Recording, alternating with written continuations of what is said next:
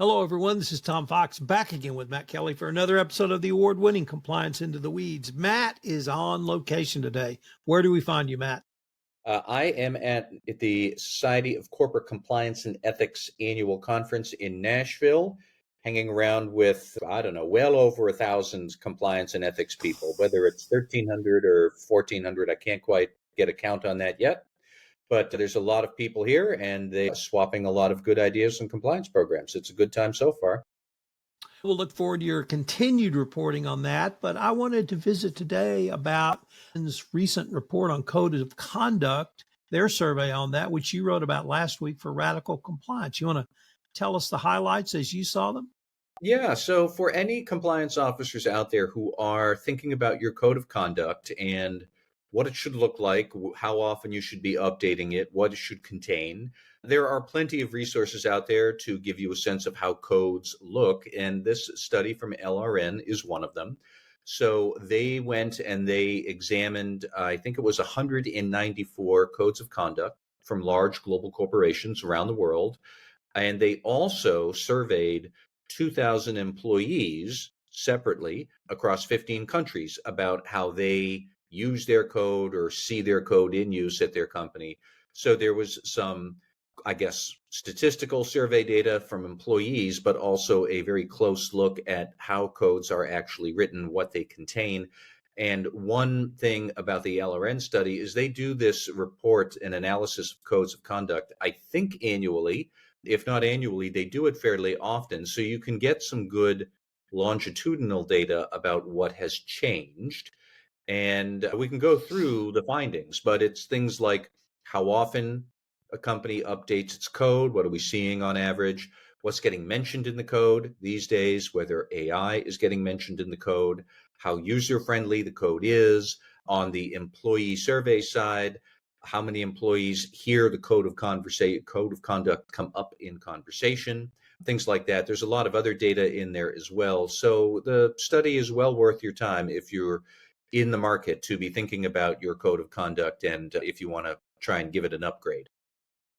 Matt, there were a couple of points in the major findings I wanted to maybe break down a little bit because I found them very intriguing. The first is companies are updating their codes at a fairly steady pace.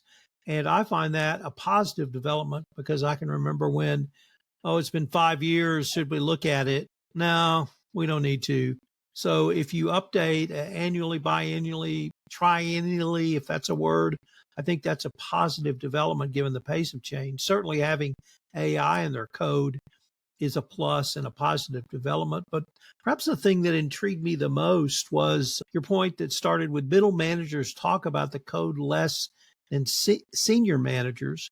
And I wanted to maybe bookend that with any information on how lower level employees are talking about the code or not. Yeah, so that was interesting. We LRN found that only 53% of rank and file employees said that they had heard their managers talking about the code of conduct, I presume within the last year, compared to 85% of employees who said the same thing about the company's senior management talking about the code. So according to the rank and file employees out there, they hear senior managers talking about the code of conduct more often than they do middle managers. Now, I am of the camp that that's okay. The code of conduct is a tool that serves multiple groups: the senior executives, the middle managers, the rank and file employees. But it serves each group in different ways. And I think it actually makes sense that for senior executives who really are charged with big strategic stuff and steering the corporate culture and explaining this is what our business is about, yeah, sure. They should be leaning on the code of conduct and pointing to it as a blueprint or a foundational document or sacred text or whatever you want to call it. But for senior managers, they need the code and they need to be talking about the code because they're not going to get down into the weeds too often with rank and file employees about exactly what to do, especially if that's at a large global organization across many different countries. So, sure, they're going to name the code, they're going to cite the code more often. Employees are going to hear that. I don't think middle managers need to do that. It would be great if they do. And let's remember 53% of employees said they do hear managers say that. So it's not uncommon for managers to talk about the code. But managers have a different job than senior executives. They are there to talk about specific operations and tactical stuff. And I think it's more important are employees hearing middle managers talking about how to do their jobs ethically and the specific daily routines that manager has with his or her team. And if you can weave in an element in reference to the code as you do, great. If you don't, I don't care so long as you are talking about the importance of doing business ethically and talking about the overall ethical priorities and not necessarily spouting chapter and verse of the code about why that is. So that's my take on it. And Tom, I don't know if you have a different take, but we just need to remember different managerial groups have different duties and responsibilities around ethics. And let's just keep our eyes on the appropriate ball. I brought up the lower level employees using the code because I saw that at Halliburton and indeed in the energy industry in the following ways. One, it could be used as a shield. So I was in contract negotiations once, and the CFO of our business unit said to the guy across the table, "Oh, we can't do that." Then she looked at me and said, "Because it would violate our code of conduct." But I've also seen them use it as a sword, that we have to do that to be in compliance with our code of conduct. And that's when it struck me that maybe when the code guy comes around and gives us training, these people are listening. Now, we only had about 10 things in our code back then, but it really came across. And that's why I was so intrigued by the middle managers, because if middle managers would realize you can have a real impact on your employees, at least at a very meta level. If you can communicate some basic code precepts, you can get them to start thinking about it and to start using it and maybe keep the company out of trouble, but at least they're thinking about the code. I guess I wanted to maybe see if we could have a clarion call to middle managers to see the power of the code literally in the day-to-day workings of the company. And I had lawyers from the other side and other energy companies say, "No, Tom, we can't do that. It violates our code," or "It's too close to the code. I have to go to get board approval for something you want." So it can be a very useful tool and a way to hopefully keep companies out of trouble. I think all of that is true. And certainly, I'd like the idea of trying to use the code as a shield or a sword, circumstances dictating. But, I'm not going to get hung up on the idea that there is a code of conduct conversation gap. And oh, my Lord, that's terrible. I don't know that it is. First and foremost, let's remember still a solid number of managers apparently are talking about the code. That's good. I think of it more from the opposite end. What exactly is a senior manager going to talk about if not talking or relying on the code to talk about corporate culture? Because senior executives serve a different purpose and a larger canvas that they're painting on. But yeah, the code is going to be great as a tool, and you can use that tool in multiple ways, like you said, sword or shield. And the more people use it, the better. What are your thoughts on the cadence of code updates? Do you think it's about right? Do people need to look at their codes a little bit more often? Or what did you find in that finding? I go back and forth on that. And at first I thought, okay, this is good. And upon further reflection, I'm not entirely sure where I come down on it. Let's first go back and what did LRN actually find? So they found that 73% of the codes they had looked at had been updated within the last 3 years. And 60% of that group had made real substantive changes to what their code said, not just cosmetic changes about how it looked or its structure. Equally interesting is that apparently 45% of companies are now updating their code annually, and that is up from only 11% who did that in 2014. So, on one hand, I do get the sense that you're keeping your code fresh and responsive to changing times. On the other hand, I do wonder, like, aren't we supposed to have certain ethical priorities that transcend time? Like, what vast changes in ethics have happened so much within the last 2 or 3 years that we require substantive changes to the code of ethics. The cosmetic changes about the format or the design of it, I'm not going to get hung up over that. But I would probably need to think a little bit more about how you strike the balance between updating the code substantively, like what is changing so much that your code didn't address it before, versus I would think that we don't lie, cheat, or steal. That shouldn't need to be updated too often. I think once that's in the code, it should stay, and you don't need to worry about reviewing it. Maybe I'm missing something. Maybe there are finer details in this that I could dig into a bit more, but I don't know what the right answer is here. So, what about the user friendliness of codes? And I say that because I can remember in '09 or 2010, Lanny Brewer said, who was in the DAG, said that your code needs to be a living, breathing document that is communicated directly to your employees. And we had to get away from codes written by lawyers for lawyers. Guess who was the lawyer in that statement, or at least Mhm. one of the recipients of it? But did LRNC user friendliness as increasing? And that's got to be a positive development. They did, and I think that it is a positive development. So let's explain what we mean by user friendly. Is certainly, I do think that writing it in plainer language is good. Writing it in more languages so people can just access the text, I think, is also good. And that's getting easier and easier thanks to translation software. But it's also including other ancillary materials to help people really unpack what the code is getting at, including links to specific company policies or operating procedures. More of them are doing that. Ethical decision making models, which would be like a short, I guess, kind of flow chart. You could even have ChatGPT whip up a ethics decision making model to help guide people through. Like you could clip it out, you could put it right on their desk, and they could kind of refer when they have a situation. They could refer to the decision making model to guide them through. The one thing that LRN did not see on the increase was the real life scenarios of ethical change challenges that employees might encounter. That's kind of plateaued at about 30% of codes do that. I like all the other ones.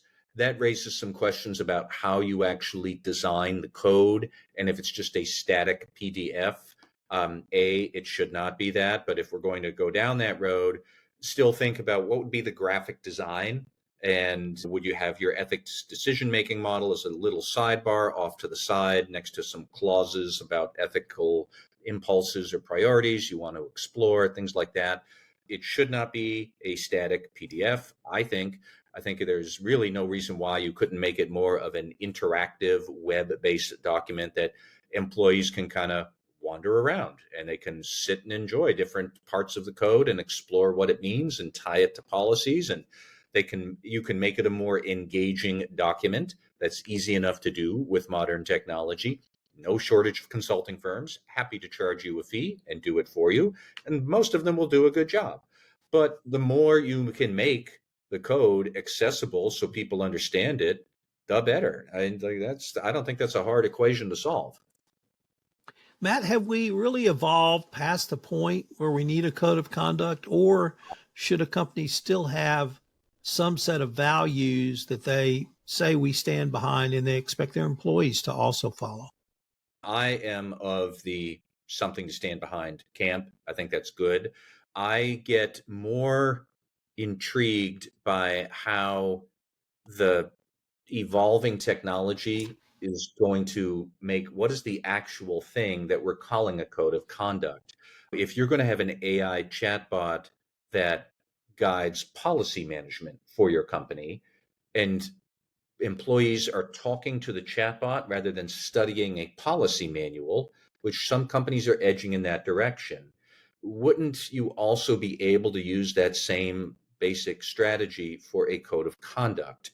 And is it a thing you read, or is it a response from a chatbot you ask? I'm still always going to think that the signs in the break room or the mission statement in the front office are going to be good and they should be there.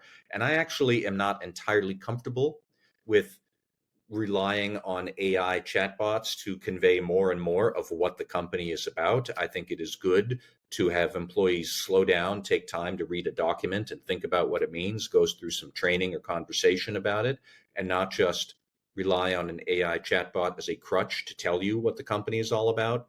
And you don't really think about it until you need to know. Then you ask, you get an answer, you do the thing, and then you forget all over again. I don't, I'm not sure if we go down that road with AI, we're doing ourselves any favors. That's subject for a different podcast on a different week. But, you know, I think we need to still have a, like I said before, this is a sacred text for compliance and the corporate culture.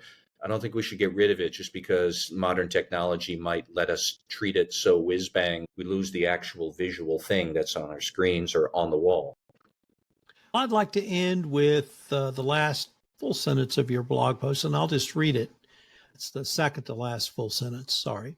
I even wonder whether we'll eventually reach a point where a a web enabled code of conduct, an interactive policy manual, and customized on the spot AI driven training will achieve some sort of compliance program singularity where multiple elements of the traditional program all collapse into a single entity. So could you tell us at least the question you were trying to pose? And if we need to explore that on a subsequent pod, I'm happy to do that. But what's going on for that one? I think we should have a separate pod on that. I've been thinking about this more and more often as Tom, a couple of weeks ago when we were talking about employees using AI to take their compliance training for them, or really to take any training for them. And that means you're going to use AI to get around that threat because they should not be using AI to take their training for them. You want to make the training more engaging, and AI can do that, and AI can be more customized and on the spot training to help them understand what to do. Well, the code of conduct, the policy manual, and employee training, all three help employees understand what to do.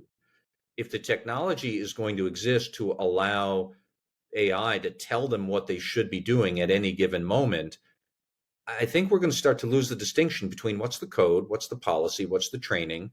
All three things could be delivered all at once. All three of them could be delivered in a really specific issue and not talk about any other issues because the employee's not doing those other things right then. And those other issues don't matter. AI is going to be an incredibly powerful tool to give immediate customized guidance, but the code, the policy manual, the training, they're all different forms of guidance. They're different scope, different perspectives, but it's just guidance. And the technology will be there to allow us to treat it all in any way that we want. I'm not sure we've understood yet how to decide exactly what we want, but if the policies and the trainings can be delivered all at once, just when you need them, then really the policies, which is one element of program, training, which is another, they become the same thing. They've folded into one element. You're still achieving the same ends, but it's not separate elements guiding people there. It's one thing guiding them there. Like I said, we can talk about all of this in a different podcast, but we are edging towards technology allowing us to collapse a lot of what an ethics compliance program is into one single automated thing. I don't know if that's good or bad. All right. I will look forward to that because I've been thinking about that too. Matt, I hope you enjoy the rest of your SCCE experience and we get some more reports from you. Thank you, Tom.